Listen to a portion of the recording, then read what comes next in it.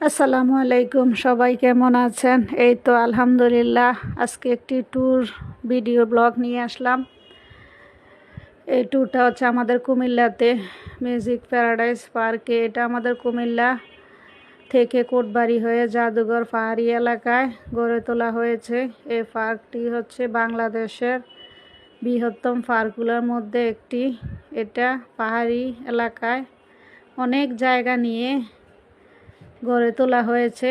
তো আমরা চলে যাই পার্কে, টিকিট নিয়ে নেই। এখানে একটি টিকিট 300 টাকা করে নিয়েছে, সাথে 7টা রাইডার 800 টাকা জনপ্রতি। তো আমরা প্রথমে চলে যাই সুইমিং পুলে, যেহেতু বাচ্চারা এখানে সুইমিং পুলে যাবে। এই তো সবাই যার যার মতো করে নেমে গেছে সুইমিং পুলে।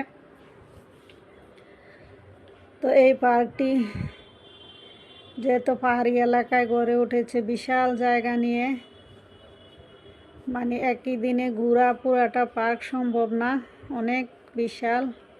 এই যে এখানে পানিতে ঢেউ, এটা আধুনিক যন্ত্রপাতির মাধ্যমে করা হয়েছে। কম্পনের মাধ্যমে ঢেউগুলা উঠানো হয়।